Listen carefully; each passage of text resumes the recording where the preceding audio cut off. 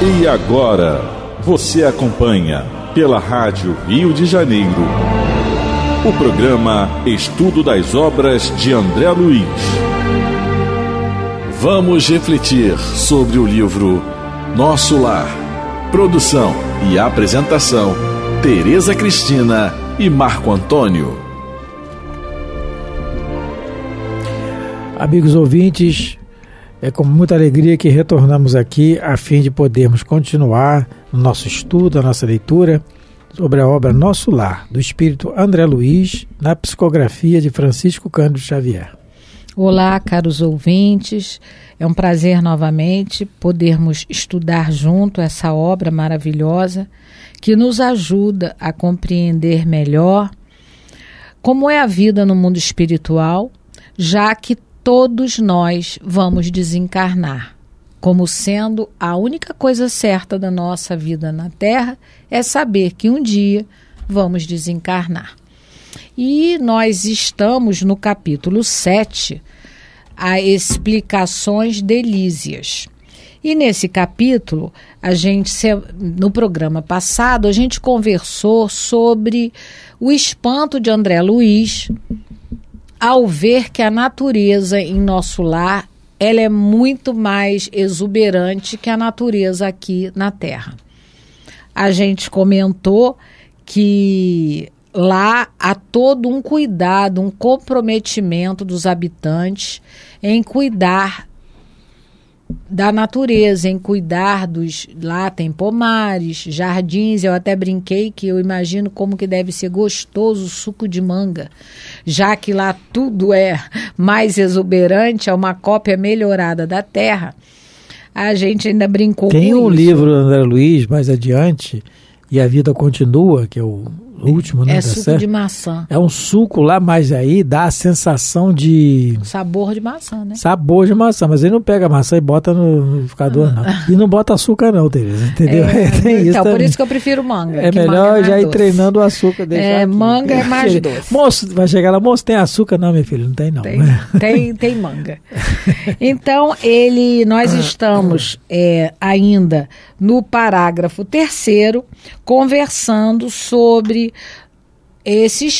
tudo que tem no mundo espiritual, lá na colônia Nosso Lar, no caso, estamos conversando, e o André Luiz, ele vem falando para nós de quanto tudo lá é muito bonito, é grandioso, né? Tudo é espaçoso, os montes são coroados de luz, a planície onde o Nosso Lar se encontra é uma planície verdejante, e ele também vê alguns edifícios, e nós vamos retomar a leitura do capítulo a partir daí, mais ou menos do meio do parágrafo 3º. Todos os departamentos apareciam cultivados com esmero. A pequena distância alteavam-se graciosos edifícios. Alinhavam-se a espaços regulares, exibindo formas diversas.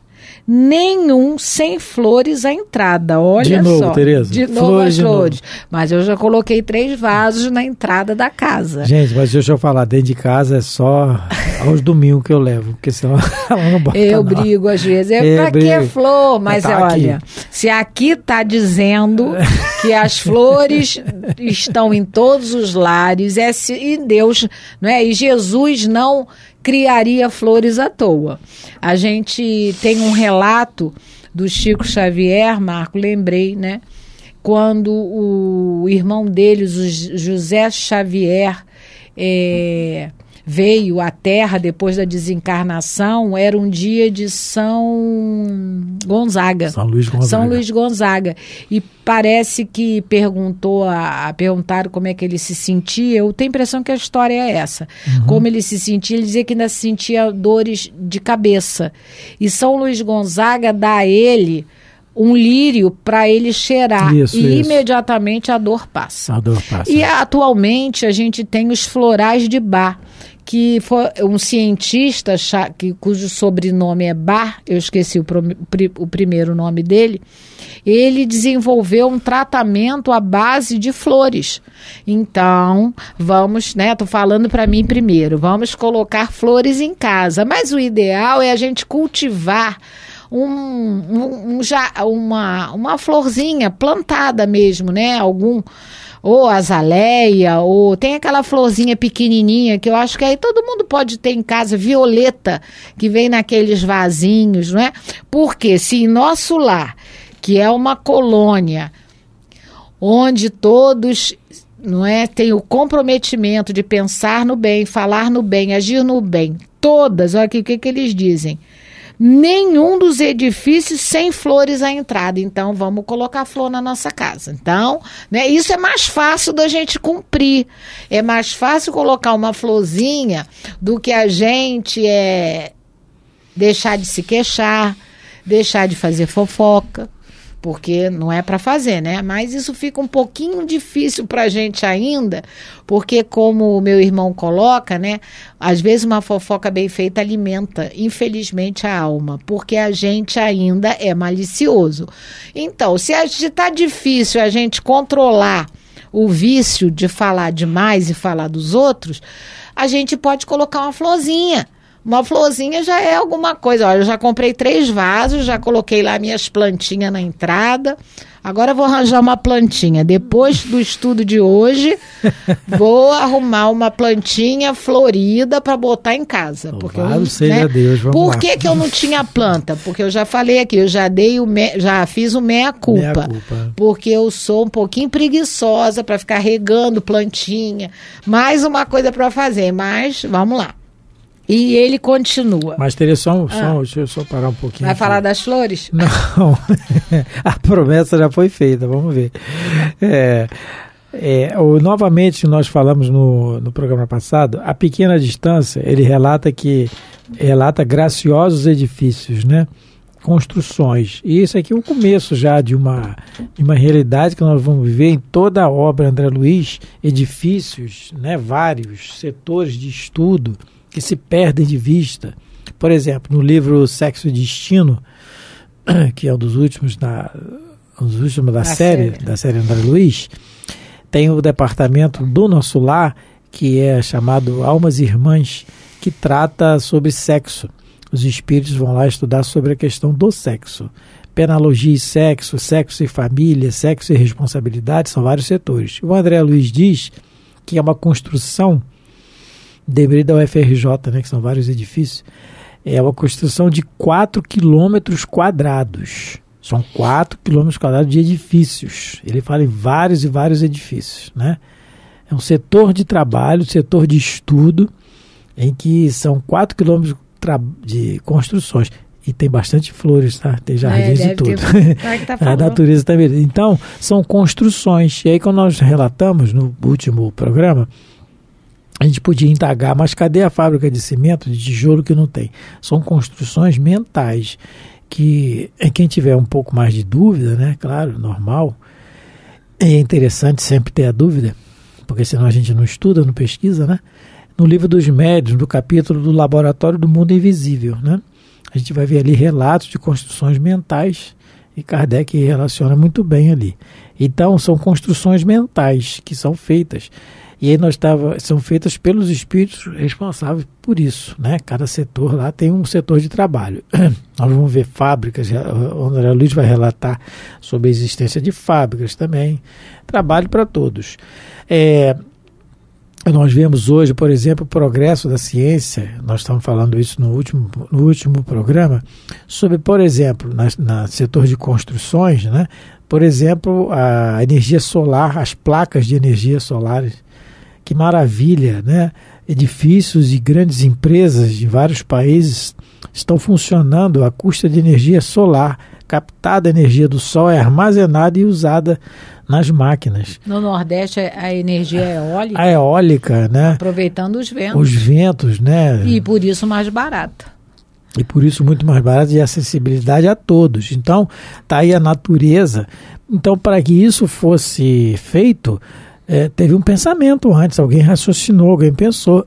São espíritos, são trazidos para a evolução nossa. Então, tudo é o pensamento, parte do nosso pensamento, da nossa vontade. Só que por nós estarmos inseridos num planeta, num domicílio, terra, em que há necessidade da matéria, nós vamos ter que construir a partir dessa matéria que nós temos aqui. A energia vem do Sol, mas precisa da placa, e essa placa é feita de uma determinada matéria. Que se nós jogarmos o microscópio ali, nós vamos ver outra coisa que nós não estamos vendo aqui. É aquilo, né, que a gente fala às vezes lá na nossa casa. Tudo que nós estamos vendo não é. E o que nós não vemos é o que é. Porque que é a realidade.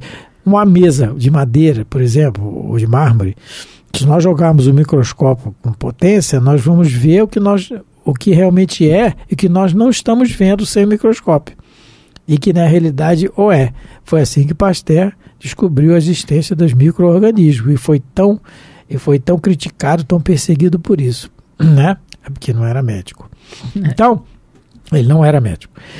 Mas então é isso. Então essas construções que a gente não se espante, né? Alteava graciosos edifícios. As casas, os edifícios, os salões da governadoria, nós vamos ver, das reuniões, não é? Tudo isso são construções mentais, não é? E por ser construções mentais numa colônia em que o trabalho no bem e o pensamento do bem são obrigações de todos os moradores, senão não fica lá, né? As construções têm a sua graça, têm a sua beleza e têm a sua higiene e a sua harmonia. Bom, continuando. Nenhum sem flores à entrada, destacando-se algumas casinhas encantadoras, cercadas por muros de era, onde rosas diferentes desabrochavam aqui e ali, adornando o verde de cambiantes variados. Agora, gente, como é que o André Luiz ia relatar isso para nós? Né? Claro, está começando aqui a história do André Luiz na colônia, mas como é que ele ia relatar isso para nós se ele estivesse na cama se queixando e reclamando da vida porque com saudade da família? Não ia ter esse relato. Como? Como é que ele ia já observar? E a característica dele, observador, curioso, quer saber de tudo. É assim que tem que ser. Ele está mostrando para nós como tem que ser, como nós temos que ser. Curiosidade, saber o porquê, pesquisar. Hoje nós temos aqui a facilidade da internet, né? Meu Deus, isso aí no tempo dos nossos pais ou avós, nossa, não tinha para conseguir um livro, um sacrifício, tesouro que era ter um livro, quem queria, hoje tem a internet com facilidade. Então, ele está aqui relatando, fazendo esse relato do mundo espiritual, já começando, bem no comecinho, né, esmiuçando para a gente, porque ele não se entregou ao desânimo e às queixas e às lamentações. Está com saudade da família? Claro que ele está. Nós vamos ver isso no final daqui do nosso lar. Claro que ele está com saudade, muita, mas ele precisa trabalhar para poder ter o que quer. É fazer o que você, muitas vezes, não é o caso aqui, mas na realidade de nossas vidas é assim. É muitas vezes fazer aquilo que a gente ainda não deseja, não quer, para conseguir o que a gente quer. E o nome disso é disciplina. Que é o que o Emmanuel pediu para o Chico. Se pediu para o Chico, que já era disciplinado, imagina para nós, hein, Tereza? É isso. Coitadinho, vamos lá. E ele vai continuar a descrever o que ele está vendo. E ele vai ver agora, ele vai relatar para a gente que ele vê aves de plumagem policromas cruzavam os ares e de quando em quando pousavam agrupadas nas torres muito alvas, a se erguerem retilíneas, lembrando lírios gigantescos rumo ao céu. Então aqui a gente vai começar a ver o elemento animal no mundo espiritual. Então, tem cachorro no mundo espiritual? Sim. Tem cavalo? Sim. Tem gato? Sim. Tem pássaros? Sim. Por quê? Na realidade, os animais, eles são princípios inteligentes em evolução. Agora, o problema é que para eles existirem, para o André Luiz estar vendo eles lá no mundo espiritual, é porque alguém mantém as formas deles. Porque os animais, diferente de nós, eles não têm o pensamento contínuo. Eles não têm consciência que são animais. Eles apenas vivem. Eles são... a gente pode até chamar Kardec, a partir da pergunta 594, ele vai falar sobre os animais no Livro dos Espíritos. Então ele até diz que os animais, eles têm almas. Se a gente entender que a alma do animal não é igual à nossa alma, justamente por isso eles não têm consciência de si mesmo. Então, o que acontece com os animais no mundo espiritual? Se eles lá estão, e a gente vai ver em capítulos mais adiante, que os samaritanos, que são aquele grupo de espíritos que adentram ao umbral mais grosso para resgatar algumas almas, eles levam cães. Mas para aqueles cães ficarem um longo tempo, um período maior no mundo espiritual, alguém precisa mantê-los. Por quê? Na maioria dos casos, os animais eles têm logo uma reencarnação. Porque o que eles vão ficar fazendo no mundo espiritual? Nós, seres humanos, no mundo espiritual, a gente vai refazer propósitos, a gente vai estudar mais as lições que a gente não conseguiu cumprir aqui na Terra, a gente vai melhorar, assimilar melhor. O Marco não comentou ainda há pouco sobre o Almas Irmãs, que é um instituto de reeducação da energia sexual humana.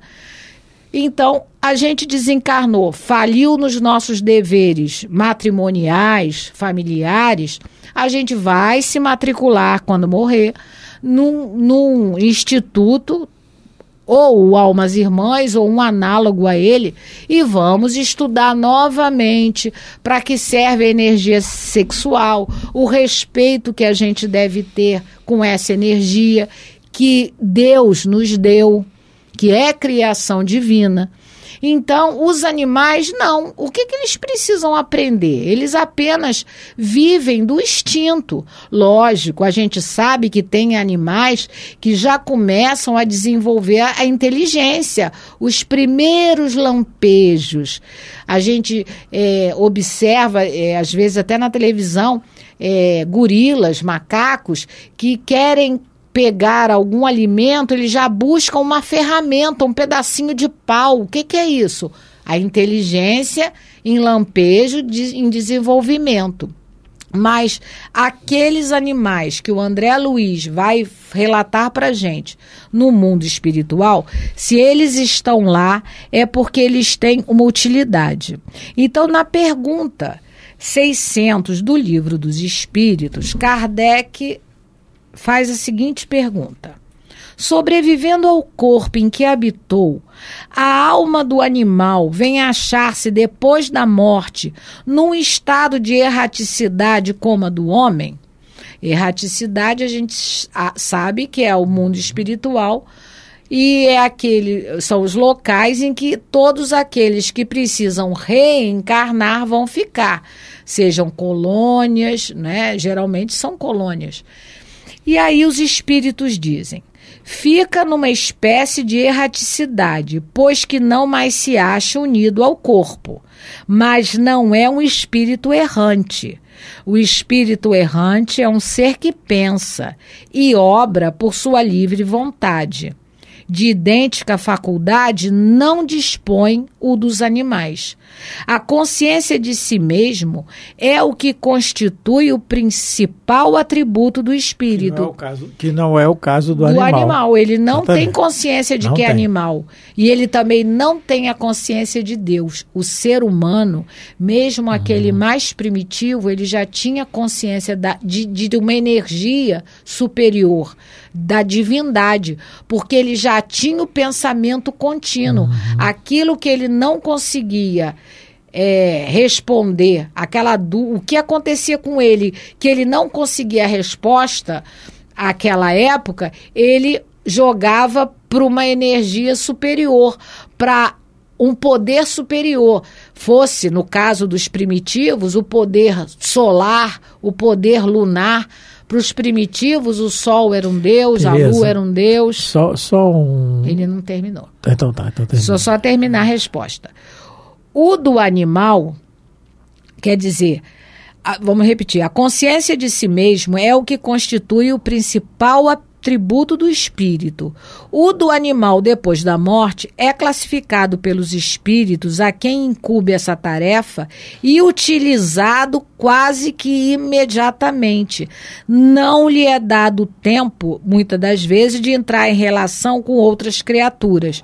Então, ele vai ser utilizado lá em nosso lar, não é? E ele vai ser mantido em nosso lar pelo pensamento daqueles que habitam nosso lar. É isso que eu ia complementar. Ele não se mantém sozinho. Não se mantém. Tem que se manter, porque ele não tem a consciência de si mesmo, conforme você leu na resposta dos espíritos, né? E você vai ler 601? Porque na 601 tem um comentário interessante também, né? Uhum. Ele fala assim, é uma lei progressiva dos animais, né? Se os animais estão sujeitos como um homem à lei do progresso. E o espírito responde que sim. Daí vem que nos mundos superiores, onde os homens são mais adiantados, os animais também o são. Né? Dispondo no de livro, meios mais amplos de comunicação. Só porque no livro Cartas de uma Morta a gente vê isso lá. Eles falam. Então, porque os mundos lá são muito mais adiantados. Sim. Dispondo de meios mais amplos de comunicação. São sempre, porém, inferiores ao homem do lugar que eles habitam, né? E se lhe acham submetidos, tendo neles o homem servidores inteligentes. Então, no livro dos médios, agora tem uma coisa interessante, Teresa, aqui. No livro dos médios, no item 283, capítulo 25. Isso. O item 283 do livro dos médios está assim, evocações dos animais. Aí Kardec perguntou assim, pode-se evocar o espírito de um animal? Aí os espíritos respondem, depois da morte do animal, o princípio inteligente que nele havia se acha em estado latente. É o que a Teresa falou, que leu ali na resposta do livro dos espíritos. E é logo utilizado, né? Sim. Ele não é um espírito errante, por certos espíritos incumbidos disso, para animar novos seres em os quais continua ele a obra da elaboração. Então, esse imediatamente que ele é utilizado é relativo no sentido do tempo, que ele pode ser utilizado como é utilizado no nosso lar. Nós vamos ver posteriormente que eles puxam carroças, carruagens, que saem das zonas de umbral trazendo as pessoas, são animais, são utilizados. Aquilo ali vai ser útil para o progresso dele de alguma maneira, né? Só que aí vem a pergunta letra A dessa pergunta aqui, que é interessante. Como é então que, tendo evocado animais, algumas pessoas têm obtido resposta? Porque aí é diferente, aí começa a complicar. Eu vou evocar o meu cachorrinho, aí ele vem, uau, uau, uau, incorpora. Porque, né, somos nós. Aí os espíritos respondem, evoca um rochedo e ele responderá.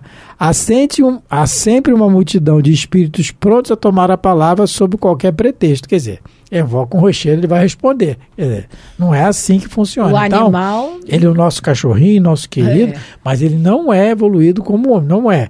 Apesar de ser já do princípio inteligente que o habita, já é bem evoluído, né? Mas depois, no próximo programa, a gente continua com esses animais. É muito interessante mesmo. Vamos encerrando aqui. Isso. Agradecendo a paciência de vocês e mais uma vez nos ouvir, não é?